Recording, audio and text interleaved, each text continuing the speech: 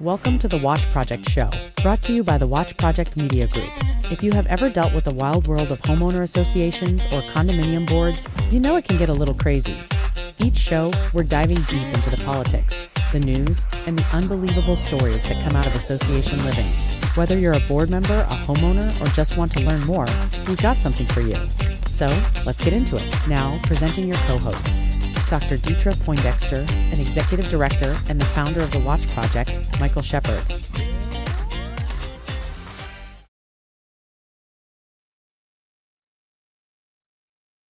All right, welcome to another episode of the Watch Project Show. I am Michael Shepard, and right next to me, I have my great co-host. Yes, Who would that Dr. be? Deetra Poindexter. How are y'all doing this evening? Awesome. We have a great show for you tonight as well. So let's jump right into it because it's a lot of information that we want to get out to you. So go ahead, Michael. Let's go ahead and get this party started. All right, so in Atlanta, the common interest community is huge, but it's small in terms of the people, you working towards getting change. And I got put in contact through a mutual connection with some homeowners who are in a co-op. Many people are shocked to hear the word co-op in Georgia, but yes, they are here. And they are part of the common interest community family, which includes your POA, your Property Owners Association, your Homeowners Association, and your Condo Owners Association. So much of the legislation that we've seen incorporates three of the four of those. But today we have Karen and Sherina today. And I'm going to go ahead and really allow them to introduce themselves and say what community they're from. All right. All right, my name is Karen Quinn, and I live in a community called Wildwood Park Townhouses, and it is a co-op community.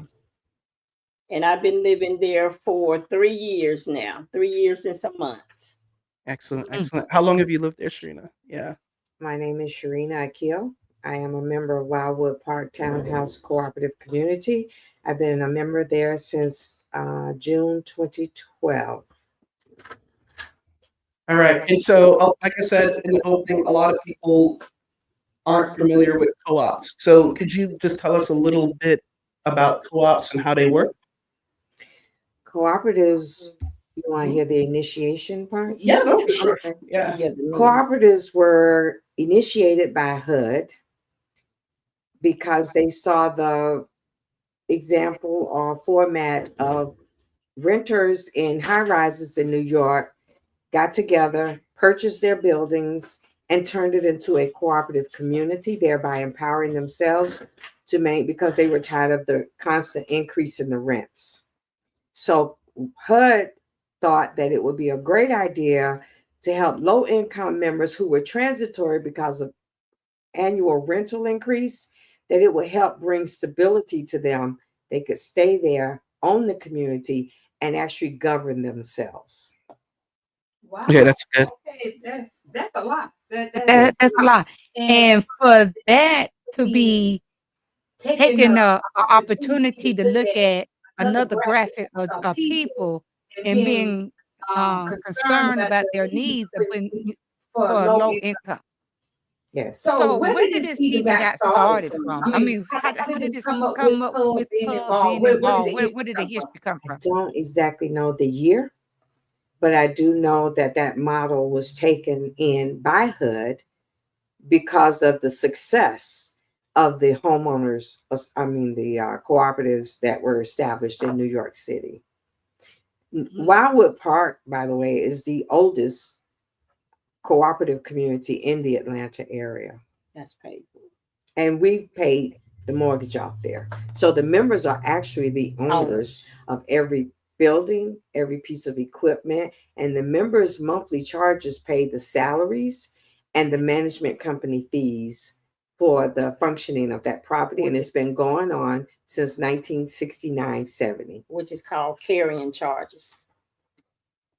1967. 69. 69. 1970. But okay, if I'm driving down the street, don't know what that might look like. You said y'all own the whole community. So would it look like apartments, or would it look like some townhomes or some Townhouses. condos? They look like They townhomes. are They are townhomes. townhouses. Yeah, They townhomes. are townhomes. Yes, with the exception of our 1 bedrooms. They're just on the end of maybe 2 or 3 bedroom homes. Of each building. But it's covered up under the HUD. It's in started general. out, right. You're part of, once you're a cooperative, you become part of the HUD database, federal database. But once you pay the mortgage off, You still okay. yeah. All right. But we can tell them the definition of what a co-op is, and you become. Yes, please. You good with that? What a co-op? A cooperative is people coming together, paying for their buildings, their property, paying their staff, and actually governing their finances and controlling the carrying charges. If you establish a reserve, your carrying charges can be low. If you lose your reserve, your carrying charges have to be increased. But in a cooperative, the design is to have low carrying charges because you can increase your reserve through income streams. But there again, you're cooperatively coming up with these ideas. Your bylaws need to be put together by the members. Your board of directors are supposed to be the ones that actually manage the affairs of each member of the property. And a co-op is also where you come in and become a member. You buy a membership. You're not buying a home. You buy a membership and you become a member of this corporation. Okay. And you pay, instead of like for condos that have homeowner associations, for us, ours is called carrying charges. And like Sherina said, these are the carrying charges is what pays the bills of the property of the community. So when you say pay the bills, what is that? Water bill, light bill, trash bill? Maintenance bills, property managers, office managers. That's how these bills get paid. The correct word for us is carrying charges. Okay. Mm-hmm. So every bill that's due to keep the corporation functioning, that is paid through our collective carrying charges. Okay, so that would take the place of what we're common with, the COA, the HOA, and the POA. Right. So that's what it would be called up in it to give you your own identity, or exactly how that structure is set up. Well, kind of, sort of, and if I may speak on that, the difference in the cooperative and the condos and the houses, our cooperative finance itself. There's no other funds. Your homeowners or whatever finance your amenities, so to speak, correct? Because you buy your own homes. We own every building. So every unit out there, you don't buy it. You're buying the shares that unit represents. Right. So y'all like stakeholders. Right. Shareholders. So to sum it up, it sounds like if you have your condo, you own your individual unit, but whereas in a co-op, everyone equally owns it as a collective. Right. Okay. All right. Well, thanks for that explanation, because a lot of people, they may not understand the difference, and from the outside looking in, it's probably all the same, but it runs very, very differently. All right. And so this is the Watch Project. Now we know what a co-op is. We know how it differs from a condo. What brings you all here today? Like, what is the story that you guys want to tell with what you guys are dealing with at Wildwood? It's not just at Wildwood. Yeah. What's going on with Wildwood? We paid our mortgage off. We had a mortgage burner in 2010, 2011, those 2 years. In paying off the mortgage, we began to try to educate the members as to their ownership, collective ownership.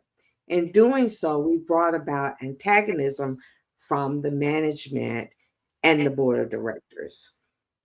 So there's separation going on because we only want to educate because it is our property. For instance, we have what's called a community room. That community room is another building that we as a community paid for in full. but they charge the members to use it $350, and then there's $175 cleaning fee that they give you back. That $350 go into an account for the board of directors, and there's no accountability there. Yes. So our problem here, the reason we're here is because we're trying to share our story, because literally we're in a gentrification community, and they are in the process of literally taking our property. That's right. Their maintenance is going down. We don't have any upgraded utility grids since the new bill. So we have plumbing issues, we have electrical issues. A lot of deferred maintenance, basically. Yes. And we're without a maintenance person, and has been without one since 2021. And is that normal for a co-op to have a maintenance? It's not. Yes, it is. Okay. It's normal for us to have one, but I'm saying this particular cooperative, they pull back on our maintenance things, and they're telling us we're responsible. Since we're saying we're owners, they're trying to put this responsibility on us. But no, we are a cooperative. That's in our carrying charges. We don't have a mortgage, so you're supposed to pay for maintenance. Where does it state that? Is that a law? Is that in your governing documents that the It's in the governing documents? so they're basically not following it. They are not following at all. Now, the bylaws were written by the initial management company, but the governing laws as far as cooperatives is by HUD. Right. Okay, so will HUD be the overseer then? Who is the overseer? So the HUD is the overseer. So do y'all have like a say for instance, like the HOA at the end of the year, they have an annual meeting. And at that annual meeting, you get your budget report, you get your elections and all of that kind of stuff, and it goes to the Secretary of State. So is that work the same way that it will go to the HUD as your overseer to make sure everything is functioning correctly? Supposed to. I wish I could answer that. I'm sorry. It's supposed we to. don't know. Yeah. But it's not being. What do you mean you don't know? We don't know in the sense that there were no training implemented. So as far as how this process is, we get an annual meeting. That's between management and the board of directors. But there are no documents to show us what's being spent, what the contracts really are. We're just told. Are you entitled to that information? Yes. We are entitled because we are co-owners or collective owners. So that information, that's our money being spent. So you have no idea how much is in your reserves right now. How much is coming in? How much is going out? Who's delinquent? We have no idea. No, none whatsoever. That's a main So reason. if you guys have these issues, what about bringing this up at the annual meeting? What is that like? We never get a chance. Argumentative. It's totally a lot of our seniors, and we are a majority senior community, but the seniors don't even want to come because the board of directors always instigate arguments. They will cut you off when you're trying to speak, and they want They keep their members people separated. walk out. People walk out. So what are the elections like in your community? Are there people who want to step up and do the right thing, provide those documents, get things fixed? What? But we few other get members. blocked. The people like myself and Karen, they won't let you run for the board because they'll put something on your account to say, well, you're behind, but they have no facts. They never take you to court. Or they won't. If you're trying to do the right thing for the community, then you have a problem. I was trying to do the right thing for the community so we can grow. Well, I haven't paid. They have not accepted my carrying charge in 3 years and 3 months. So you're trying to pay, and they're saying your money's no good here. Pretty much, they will not accept my money, and it's been 3 years and 3 months to this day exactly. So before this interview, I spoke to you a few weeks ago, and I remember I believe you went to court over something similar, where they said, hey, this is the money you owed, and maybe you provided that, and then they said, actually, psych, you paid us off after the court hearing, you owe us more money? Like, what was that like? Yes, I went to court. We did a basic settlement. The judge did a settlement offer.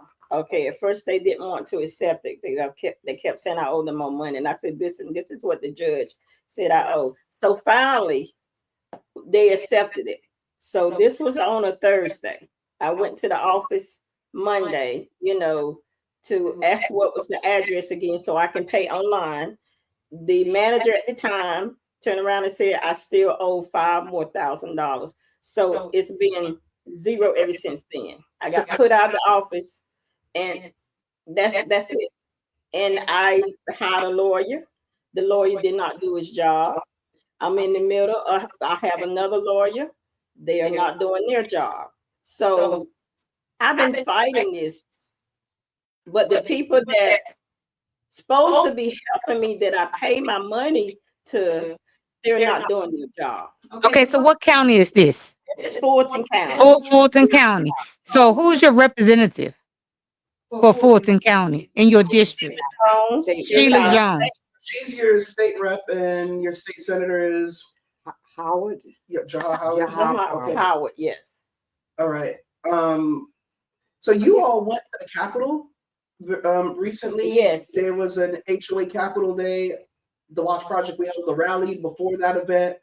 I'm gonna go ahead and share some of what happened that day, and I'm gonna have you guys, provide your feedback on how that day went and what you want to have happen with going from a legal perspective from this point forward. All right, so let me go ahead and add this to the stage.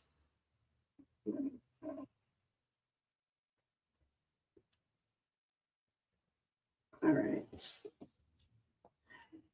If you two don't mind sharing that headphone so you can actually hear the video, it'll come through in just one moment. Because I remember audio. Okay. All right, here we go.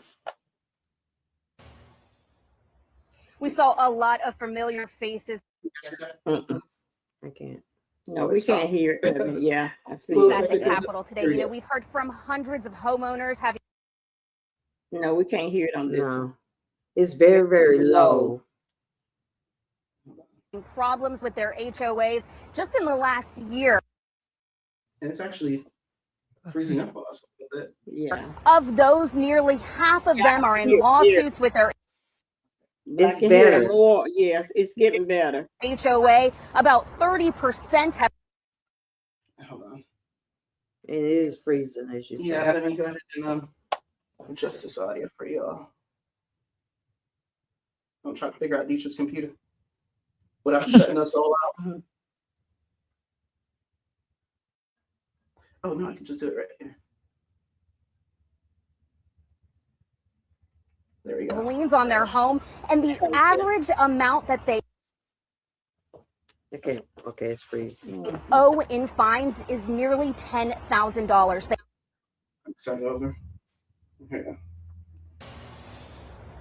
We saw a lot of familiar faces at the Capitol today. We've heard from hundreds of homeowners having problems with their HOAs.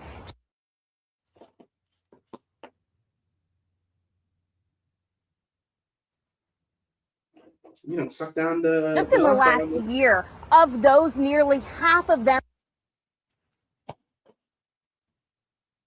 are in lawsuits with their HOA. About 30%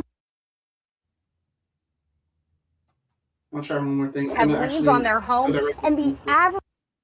Let's try that. Okay. Because I can remember. Yeah, I can definitely answer the questions in reference of. Yeah, but she was more in there than me. Let's see here.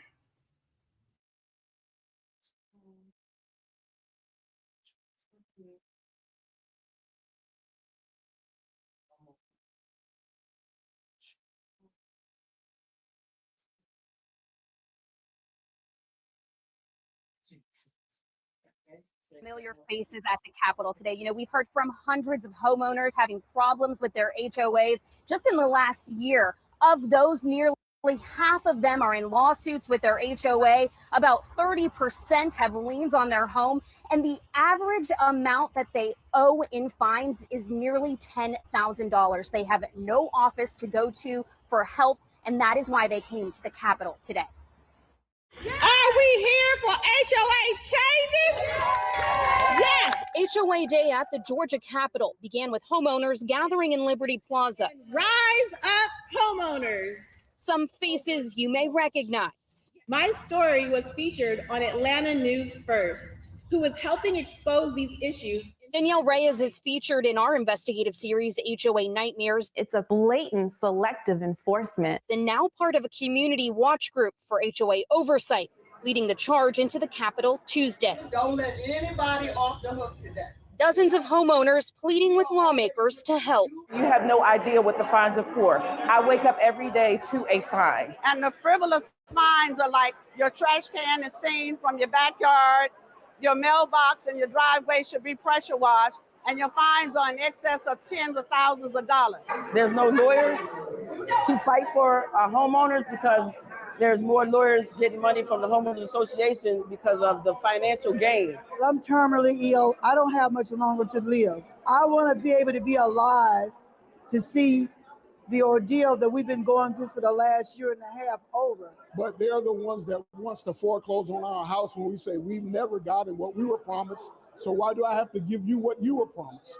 They can just increase the annual assessment or apply a special assessment without voting. And if we can't afford this money, we lose our voting power. We can't vote them out. Even HOA board members showed up to support reform. There's some board members out there that are good, trying to do the good. So we're just trying to educate. We have home builders that build houses and developments regulated.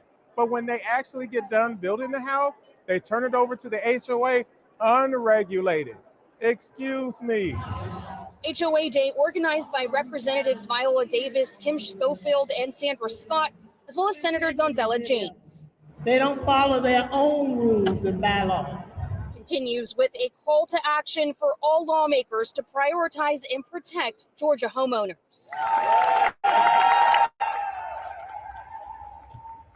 Now, there are several bills in both the Senate and the House right now addressing HOA oversight, but it seems that lawmakers are pushing two to the forefront. Those are SB 406. It's a comprehensive bill that would assign oversight to the Secretary of State's office, and HB 1035, which would ban these foreclosures for unpaid HOA dues and fines altogether. I'm Anastasia Olmos reporting live from the Capitol. Atlanta News First investigates. And Anastasia, you could just hear the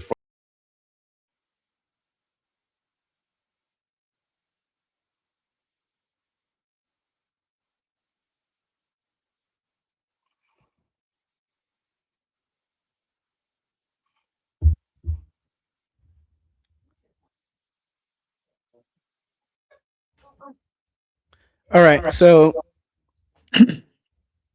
we just got a chance to see what happened at the Capitol. Tell us about, because both of you guys went there. What was that day like for you? What do you hope that the state representatives, the state senators take away from that day? And then that day's coming past now. SB 406 passed the state Senate unanimously. So what do you guys hope that, these senators, these reps take away from that day? And what do you want them to know about co-ops? We want them to know that we exist. Co-ops are here. It's not fair. We should get the same treatment as any other organization. Community. We want to. I'm sorry, Karen. Your mic was off. I apologize about that. Really quick, I basically stated, you attended the Capitol.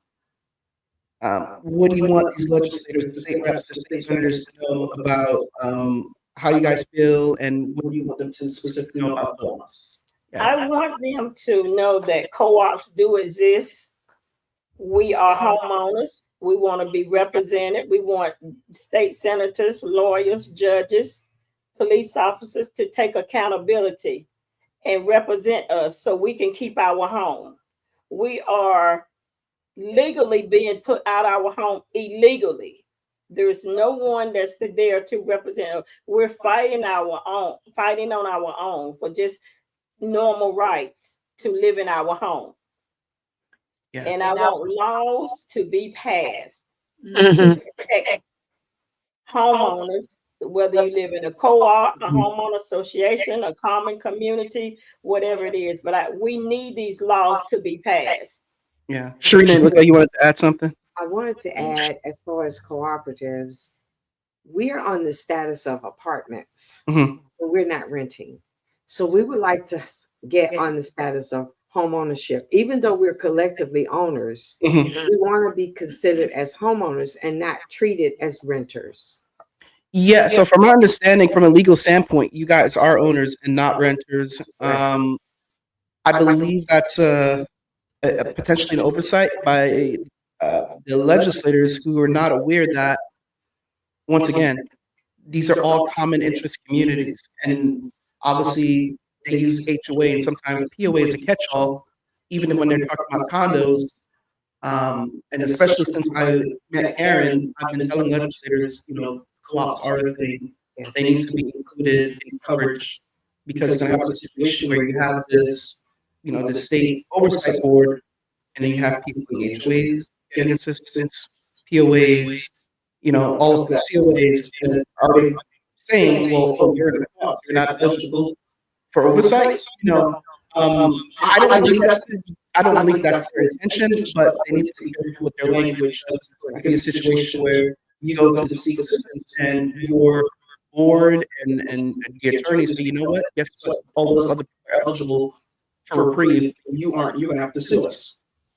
Yeah. Okay. So we need Senator Howard to get involved in this because this is in his district.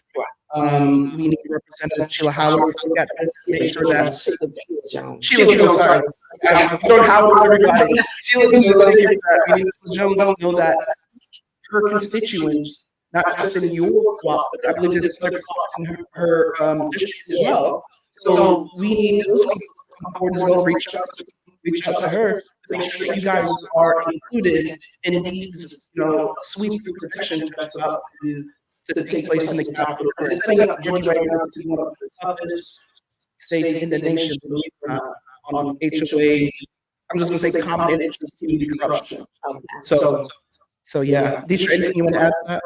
Yeah, so I'm new to this and finding this out, but at the same time, you are homeowners. Yes. However you want to look at it, you paid your portion as everybody else did, and then this is all of ours. We helped to build this, right? And everything. So, with that being said, I don't understand how the housing department does not understand it for HUD. And then also when it comes down to the property managers, and then also the homeowners themselves are not being active members in conducting what is going to be governed at your location. What is the expectation of how y'all want to live? And it should be coming from you all first. Right. They're just there to make sure the money goes where it goes, the bills get paid on y'all behalf. And that's it. So this is an interesting case to be looking at, and it is trying to fade out. It is that way because a lot of cooperatives have been turned into apartments. That is something that's been going on for a while. The first one was Wesleyan in the Cab on Candler Road. The members were on WSB a few years back complaining that their property had been taken. We're in that predicament as we speak, but we've paid for our property. They hadn't paid for theirs. As well as I wanted to put input, the management companies create these documents and they have what's called an occupancy agreement. That tends to make judges look at tenants rather than owners. Yeah. So that needs to be depleted or taken out altogether. But again, management companies not properly training, they set up these rules and HUD is not saying anything. There's no oversight, there's no follow through from HUD. Question. Okay, so you said when you go to a legal situation that because of the documents provided by the property management company, but they're providing their own documents, they're not providing your governing documents. So the property management documents should be completely irrelevant. I'm not an attorney, but Makes sense to me. okay. So we're all on the same page with that. Yes. So And I totally agree because the fact that the way the change come in as it follows, they're not following it. No, And absolutely it's not. somewhere in there between HUD as the overseer identifying that that this this living living space space here, this here, area, these acres of land area, or these whatever it's acres sitting of on land, whatever belongs it's to this, sitting that on, we should be belongs having the to this, and deed. we should be having Right. the They deed. should be having the deeds and They the should rights be of having saying the that deeds these and the people right rights of here. saying that And these all people they right here, asking and for all is they that they asking bring in for is someone that to they manage bring the in money someone as to we manage the deposit money. money. As we deposit the money, this is the list of the accounts that we have to keep our property hush. So somewhere in there, either the Fulton County, the HUB department, and then down to your the members Need to be need to be involved, because really I don't see where a property manager in there is really Have that. needed. That's Because what I was getting if at. you're paying somebody to if you're paying somebody out of that money y'all paying every month to do these things, then you could just hire an accountant. Okay, go ahead and Okay, speak, lady, exactly. speak. This is exactly what I want to say. We really don't need a property manager, management company. We really don't. We have wasted so much money by hiring property managers because they really don't do their job. Are you saying? Oh, go ahead. And along with that, and I'm going to say Wildwood Park community, our board of directors also don't work with the members. They're totally separated from the members, but we are one community. And they would not accept what happens to one member also happens to the other members, but they keep us separated. Yeah. We can govern our own property. Mhm. We just cannot get the members to come together. But that's out of fear. Right. Mhm. Go ahead. Intimidation is a major factor. Yes. But what I was about to say is without correct and follow through Training. training, the members don't know. They don't understand. If they've been treated as apartment dwellers since 1970, since the beginning, what are they supposed to think now? Then they bring in divisive tactics because whistleblowers are out there. Mhm. So They they're keep us attacking separated. us. Right. They keep us separated. I've been in court, I promise you, every bit of 5 or 6 times since 2012. And I've always paid my money. Always paid it. Yeah. So now you, instead of you all being the watchdog, we got the watch project on them too. How about that? Yes. Thank you so much. Is there not a statewide? Is there not a statewide like co-op, like Georgia Co-op Association to potentially fill that void of training? Because I don't know if that training would come from law firms. Like, what are you guys represented by? You guys are represented by a law firm, I believe, right? Is that law The firm? management company is represented by a law firm, and they send the law firm in to evict us. Okay, so in a traditional common interest community like the others we've talked about, your POA, COA, HOA, there isn't usually a law firm that, well, they're supposed to represent the entire community, but really a lot of times and too often and sadly they just represent the interest of those people on the board versus the entire community, even though it's not supposed to be that way. We know it really is. So my question is, you guys don't have an actual law firm representing the co-op. The only retained legal assistance is whatever the property management brings in.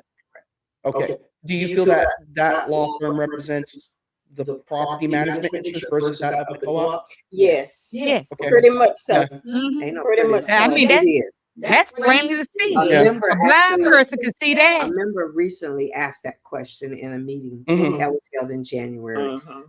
Our money pays you. She was talking to the attorney.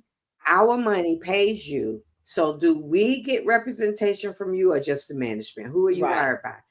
They're actually hired by the management company, and they only represent when their management comes say this one has to go or that one has to go. You see, I've seen where property management companies will service an association and they'll bring in a law firm, and part of the package, because they have different packages. It may be accounting finance, it may be accounting finance and actual like enforcement of the rules, or it may be all of that plus legal assistance. But it sounds like in your situation, that legal assistance is exclusive to the interests of the property management company and maybe even the board, because I would imagine the property management company is not willy-nilly, gone rogue and independent of the board, at the end of the day, right, they're still beholden of the co-op board.